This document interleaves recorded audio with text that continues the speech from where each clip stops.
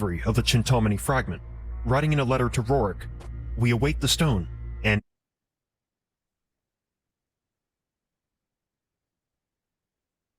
we welcome you again to this glorious land of destiny."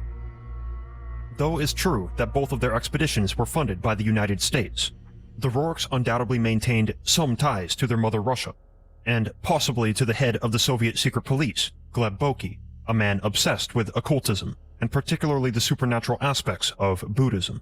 You talked about him too, didn't you? Boki had not only traversed the Himalayan peaks for Shambhala himself, and failed, then organized a large-scale expedition to find the Hidden Kingdom, which fell through, but he also operated a secret Soviet laboratory where Buddhist spiritual techniques were experimented with in an attempt to engineer the perfect communist human being.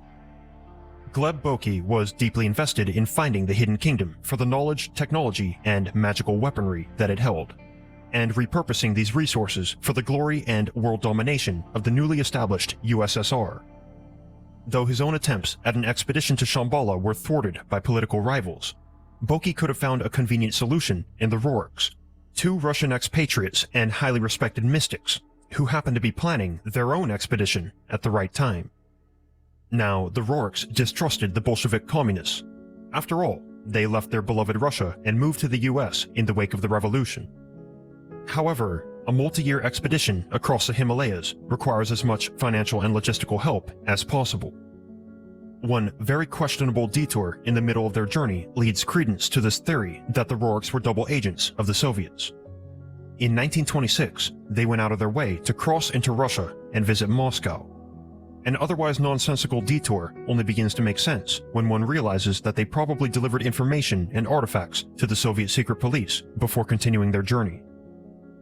There is no doubt that there was a political aspect to the Rourkes' expedition, and they very well could have been playing both the US and Russia in order to support their own mystical agenda, which would have otherwise been impossible without these powerful sponsors. In all my research, I can say that the Rourkes were not politically motivated people. Both Nicholas and Helena demonstrated immense concern for peace between nations, as well as cultural preservation.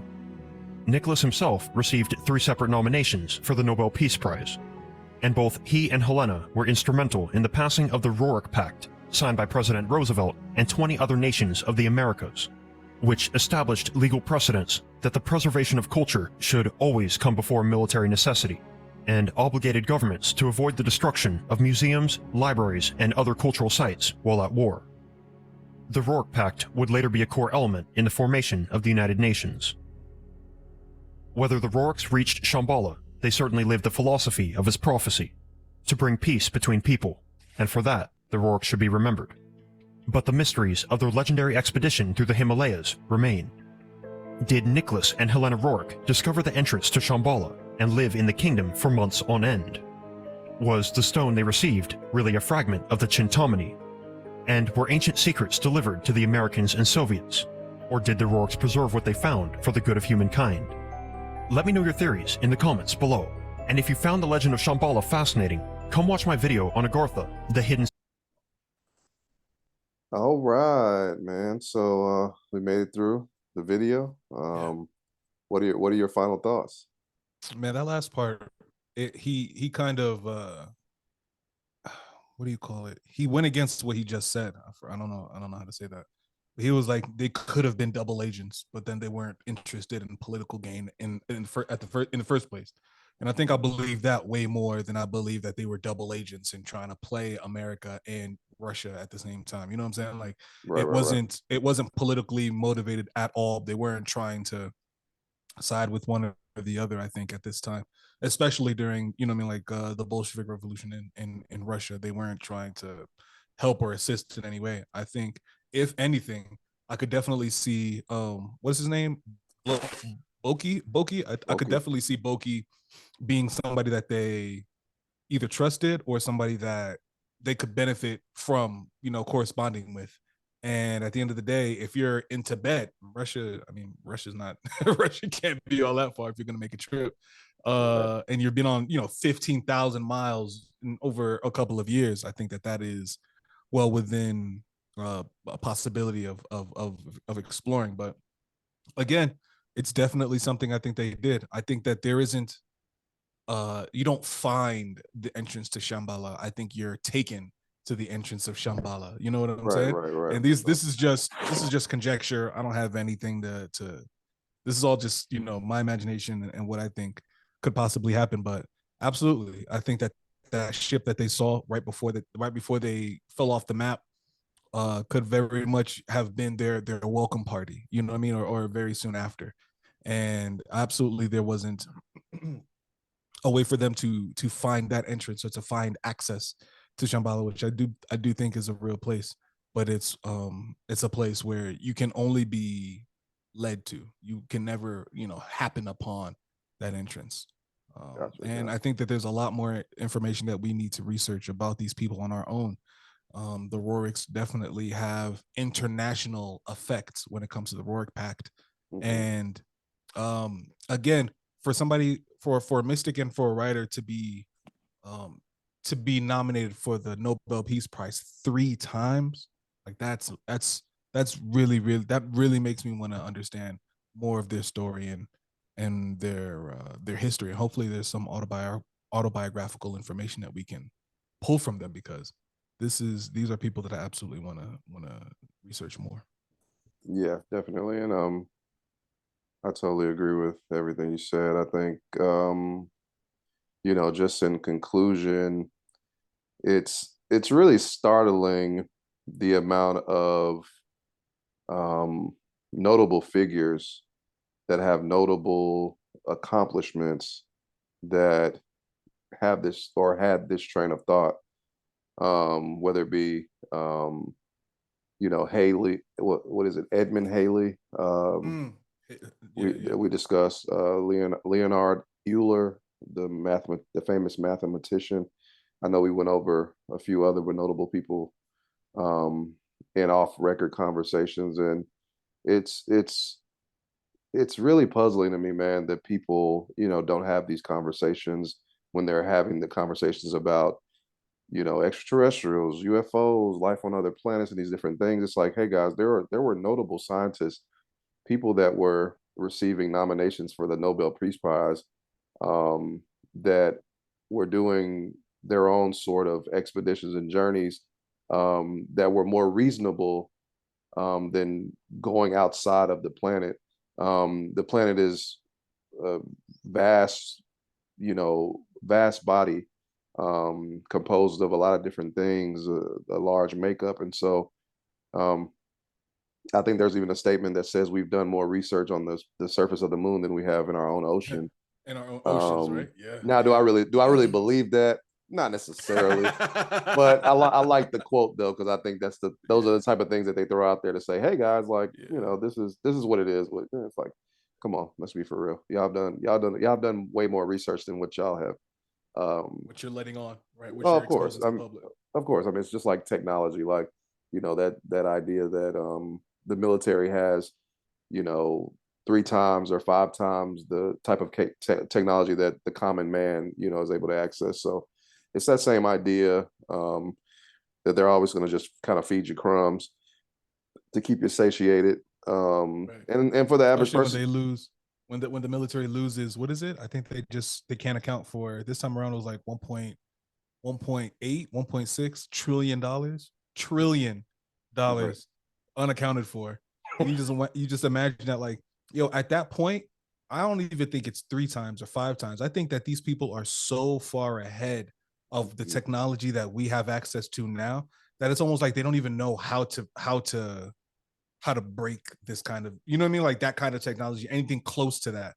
They don't even know how to provide that to people. Like, oh yeah, by the way, we figured out that magnets can allow us to travel at the, you know, close to the speed of sound or something like that, and we can traverse a continents in hours versus weeks or something like that. It's just it's preposterous to think, man.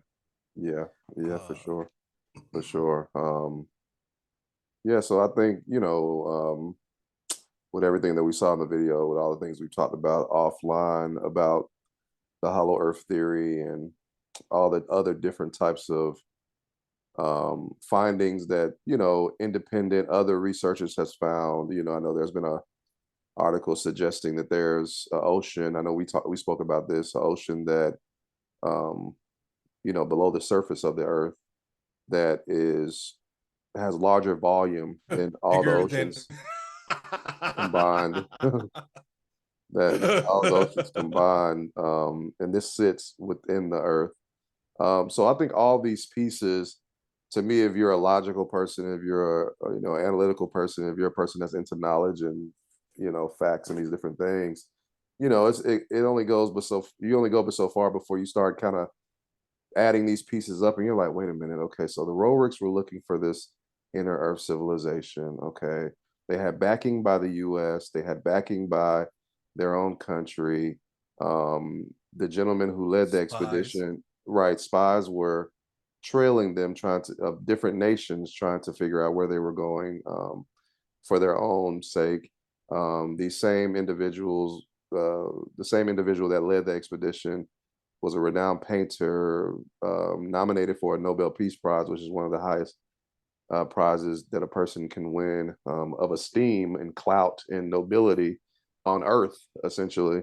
So this was no just crazy man, like like he's in fact Right. world renowned. So say let's take out the Nobel Peace Prize. Without the Nobel Peace Prize, somebody can say, "Oh yeah, he was a kook, whatever. I don't care if he was a painter, blah blah blah." And then you say, "Oh, hold my beer. He was nominated for a Nobel Peace Prize after the Three expedition. times. After the Three times expedition." after the expedition. So they could have easily wrote him off after the expedition. Oh, crazy guy, Russian guy. What does he know? What a fool. Um, Mm-hmm. you know, but yet, indeed, he's nominated for one of the highest esteemed awards on earth. That still stands to this day as something that is extremely important if you're able to win it. And most of the time, they're either giving it to you for your philanthropic type of achievements, your scientific achievements, your mathematical achievements. So he's in that realm, though he did not win the award. Just being nominated, just like being nominated for, say, a Grammy. Right. When people give you their Puts you in that. Yeah, when people give you their accolades, even if they don't win the Grammy, they say, "I'm a Grammy nominated singer.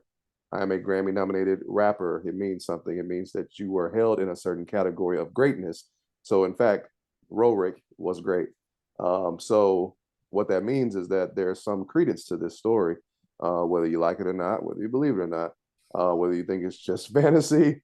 But the reality is that with the social media age, damn near everybody I know lives in fantasy land. So it's not it's not beyond the pale to believe something like this exists. So I think as we Couldn't go agree over more. other topics and different angles, as we talk about Admiral Byrd, which is another distinguished gentleman, Army veteran, and parades being held in his name upon returning from certain expeditions and these different things, which is also in this brief time period, if you want to say from 1900 to 1950, there was a lot of different things going on within that 50-year period, um, including Hitler uh, deploying his minions to go look for the world's secret relics and fountains of youth and the Holy Grail. History. Yeah, History. It seems right. that all of these people that were really in the know, one way or the other, kept on looking back. They kept on looking to something that was here that we no longer have access to. And I think that should absolutely be paid attention to, because there is no reason that Hitler should be sending people to go find what he thought could have been, lost technologies about anti-gravity, or Admiral Byrd being in charge of fleets to go down to Antarctica to do what? to do what? Like, they sent battleships down there. They sent planes down there, billions of dollars potentially worth of equipment and manpower. And Admiral Byrd, he's an admiral. This is a person that was actually in charge of this expedition. And to come back and to relay the message that he relayed, this isn't somebody that just like lost his mind or went crazy or is trying to fool you one way or the other. This is somebody of, again, esteem. So I really enjoy reading about these people of esteem, of stature. And going back to the Roricks, like, they created the Rorik Pact. 20 nations signed that pact even before the United Nations existed, before there was any concerted effort at globalization. These people were trying to preserve culture. They were trying to preserve history. So it's funny because we're looking for technology, futuristic technology back then. And I think that's a great way of exploring all of these different ideas and to see the thread through all of them. Because whether it's going to be ancient Egypt, whether it's going to be whatever was heard of on the moon, whether it's the Amazon, whatever we end up researching, deep sea, all of that is going to have technology that we don't have access to, but from human beings that existed however long before. So replay and review, man. I think that's such an apt name because we're going back. We're going forwards by going backwards. You know what I'm saying? Facts. Great phrase, indeed. Yeah, man. It's I don't know. This kind of stuff is inspiring to me. Just you got one life to live, as far as we know. As far as I know, I'm not coming back. I could come back. I mean, maybe according to the Indian traditions, maybe I'll be reincarnated. Maybe as soon as I die, my eyes will open. I will be a newborn baby, and we'll start this whole journey over again of trying to get to the bottom of what's going on. Hopefully that's what it is, because I would love to continue to try to figure out the master plan to this all. But capital T truth. right. But it's hey man, it's just so fascinating. I think this is the kind of stuff that just keeps me alive. It's just that want to know like what's really going on around me, and to know that other people were interested in the same thing. I don't necessarily ever see myself becoming a mystic or anything like that necessarily, but it's cool to just read about people that had a more had a more interesting take on the reality surrounding them and what it all means and where does it come from, and our search to connect with it, essentially, because I'm pretty sure that's what the Rorik's intention was, as the video laid out, is that they were not political people. They were artists and philosophers and, more interested in the conservation of cultures, but also trying to understand where do these cultures come from, and what's the big culture at the top of all this. Where do these things trickle down from? What are the stories of the Baba Gita, Gartha, Shambhala, these Tibetan and Buddhist and these different stories that are out there? Where does it all come from? I'm sure Greek mythology has some also connection to it. But just all the stories, the African, the Dogons, all these different, the Right. the peoples of What we talking about before? The Aborigines of Australia. Yeah, I remember last time we were talking. I was linking Agartha to Asgard. Yeah, Asgard, the home right. The home of Thor's father, whatever homeboy, what I do, whatever his name is. But yeah, Agartha, Asgard, like these, there's so much, and if we can just, I think that's what's so amazing about these people too. Is like they weren't billionaires, they weren't millionaires, just like gallivanting around the world. They actually had a concerted effort to figure out consciousness. You know what I'm saying? At the end of the day, I think really at the apex of what they were looking for, it was to get a clearer understanding of consciousness or who we're in contact with and things like that. And while you may not be interested in being, these mystical ideals, that is something that interests me incredibly. Yeah. And I think that goes along with our next episode, who is going to be Madame H.P. Blavatsky, who was another Russian who expatriated, but who was steeped in Eastern mysticism or Eastern, I wouldn't even want spirituality, Eastern traditions, and brought that over to the West as well. And she gained a lot of popularity in Americas without being like a figurehead. You know what I'm saying? Like so much of Eastern philosophy, especially this New Age business, A Course in Miracles, or any of these other books, have their birthplaces in a lot of the rhetoric and the teachings of Madame H.P. Blavatsky. So I really look forward to being able to share those videos with you and some of our thoughts on her and other people, because these are the people that are changing the world without getting the credit, without getting the bank accounts or getting the fame. And I think those are the people that we absolutely should be paying attention to, and we will through Replay and Review. Yeah, what's interesting, I just thought about is so I was thinking about how I've spoken to you about how it surprises me as as much as I've watched Joe Rogan's show. I'm not quite sure if I know you've definitely watched his show over the years, but as much as I've watched his show, and they discuss different theories on the Earth and um, the universe at large, it's always surprising to me about the things that they haven't talked about. Because I know somewhere this information is floating around their sphere, and it's always puzzling to me why they don't grab it and make it a topic on the show. Because if you're willing to talk about spaceships and UFOs and aliens and these different things, like Bob Lazar, why wouldn't you talk about the Roricks or whoever the generations come behind them is? right. Man, there's some things that maybe even Joe Rogan can't talk about. And see that's what I'm kind of going to, is this idea that you know the more I did research on this particular topic, the more I said, wow, the reason why they're probably okay with talking about looking up at the stars is because they don't want you to look at your feet.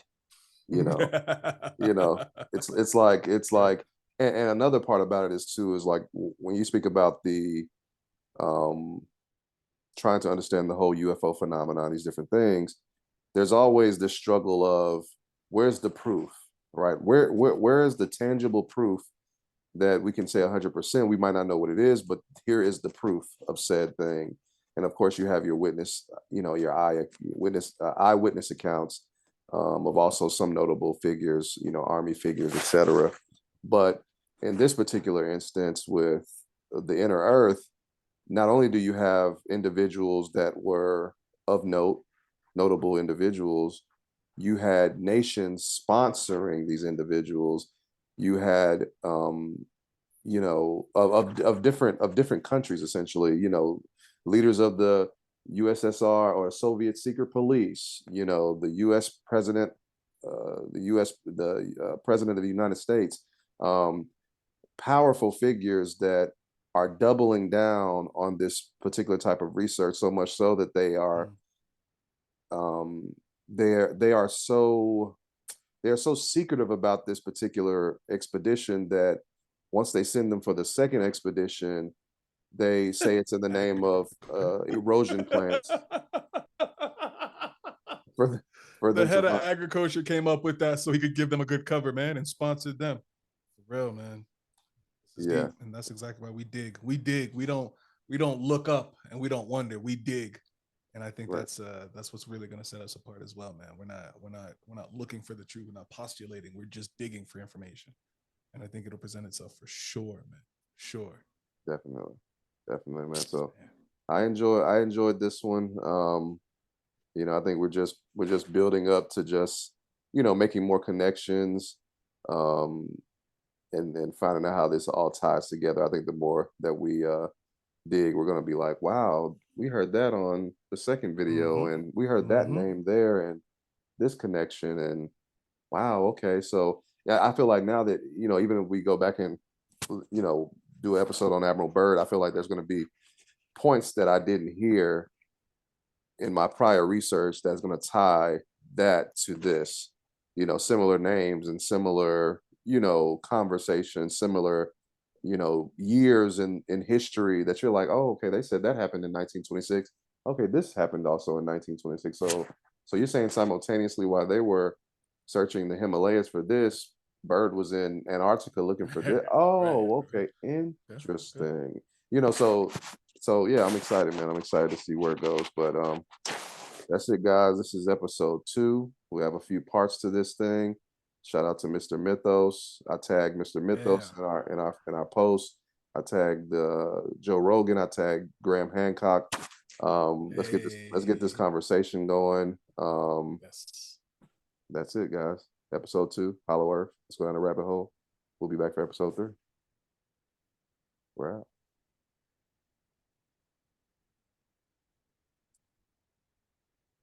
Very nice.